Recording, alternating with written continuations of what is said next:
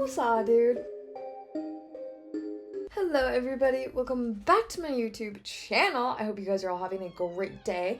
Today's video is going to be a bit shorter, but I still thought it was really interesting. I found it on TikTok actually, so let's just jump right into it. Okay, there is absolutely no way I'm gonna be able to pronounce this person's name, so I'm just gonna go by their last name, Patel. It's a lot easier for me to pronounce. So Patel was born on May 15th, 1990 in Viramgam. Again, I'm not going to be able to pronounce this. He was born in India. In 2015, he married Palak Patel, so I will be able to pronounce her first name at least, Palak. The two of them were traveling to the US to visit with relatives. It kind of sounded like they were just like making their rounds, sort of, and visiting all the relatives in the country. In 2015, when Patel was 24 and Palak was 21, that is when they came to the US and started just sort of doing a relatives tour. On April 12th, 2015, in the evening, the pair was working the night shift at a Dunkin' Donuts in Hanover, Maryland. A relative owned that particular Dunkin'.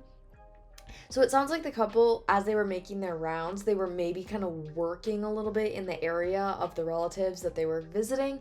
I don't know that that's like legal. I don't know if they had a work visa. They did have a visa, so they were able to be in the US legally, but they might have been kind of illegally working, you know? So, like, if they would say travel from California up to like Michigan, let's just say, that then they would stay in that area for a while, visit their relatives, get a little bit of a job, kind of just part-time work maybe, or off the books type work. I don't know, I'm just assuming, but it kind of sounds like maybe that's the situation that was going on. There is surveillance footage of the couple walking around the kitchen together at 9:30 p.m. and then they went behind some racks in the kitchen area, and then just a moment later, Patel returned to the kitchen in view of the camera, but Palak was not with him.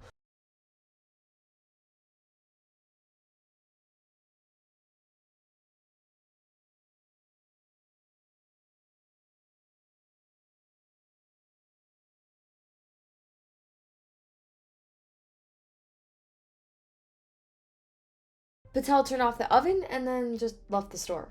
Like, that was literally it.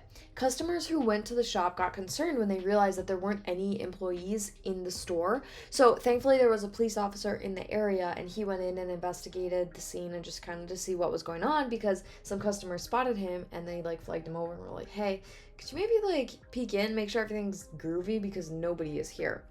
It didn't take long for the officer to find Palak's lifeless body. She had been beaten to death. After checking the security footage, the officer realized that Patel was the murderer. Like, he had to be. He was the last person to be seen with her, or just to be with her in general. It took over an hour to identify Patel as the murderer, so he had an hour to get away. And they think that this wasn't premeditated. They think that it just happened. So after the murder, Patel left the store and went to his nearby apartment on foot. So again, that's kind of why I'm thinking that they were staying in the area a little bit longer than maybe they should have been and working illegally. Again, I don't know for sure, but it's just an assumption that I have. He grabbed some personal items and then took a cab to a hotel near the airport in Newark, New Jersey. The taxi driver reported that Patel was like very calm on the drive and that there was like no red flags sticking out. He paid cash to reserve a room at a hotel in Newark, so that way he could go from the hotel to the airport the next morning, like as soon as possible. And then the next morning he checked out, and he was last seen on the morning of April 13th, 2015, around 10 a.m. at Newark Penn Station in New Jersey.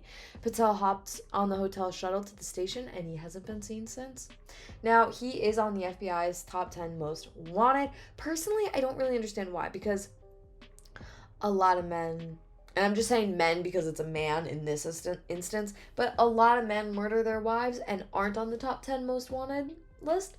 So I'm like, what makes this different? But then I thought about it and I was like, oh, maybe it was because he fled the country, because he does have ties or like connections to Canada, India, New Jersey, Kentucky, Georgia, and Illinois. So that's 6 possible places he could be. Although they do think that he left the country and is more than likely in India, which, fun fact, India is projected to take over the most populated area, which China had like taken. I mean, they had the biggest population of any country in the world, and now India is projected to take that over with 1.425 million people, I believe. I just looked it up. But anyways, so they think he's possibly in India, just like working. He could have a different family by now. He could have a different wife. He could have children at this point.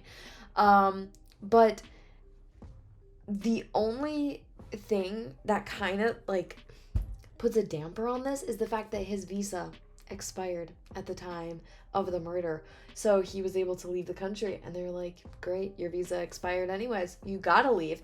But you don't have to have a visa to exit the country. You just need to have a visa to like get back in. So that's kind of why they're like, he probably went back to India if that's where he's from.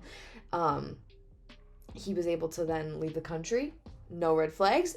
Everyone was probably happy, like, yep, your visa expired, you're doing exactly what you're supposed to do, so no red flags. And then getting into India, that's his home country, so it would make perfect sense that he goes back there. But anyways, that's really the whole story. I mean, other than the fact that they can't catch him because, like I said, they think he went back to India because he would need a different visa in order to get into another country.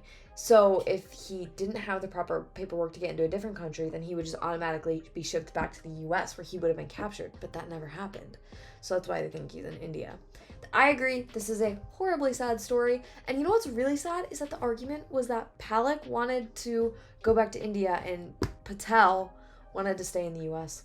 They had a big argument over that, and they think that that's what caused the murder. It wasn't premeditated. They think it just kind of happened, and he like had an explosive episode and just murdered his wife. It is insanely sad, and it's really sad that nothing more can be done about this. But that's basically it. I wish I had something more to tell you guys. If you guys have a better idea on why he is now on the FBI's top 10 most wanted list, please let me know, because other than him just fleeing the country, a murderer, I don't know necessarily why he would be, because this kind of stuff happens all the time, unfortunately. Anyways, I don't have answers, but that is it for today's video. Thank you guys for watching. If you found it to be interesting, please be sure to give it a thumbs up down below and subscribe to my channel if you want to. If not, totally cool. I get it. Thanks for joining in on this video, and for those of you that will be back, I will be back on Monday with a new one for you. Bye, guys.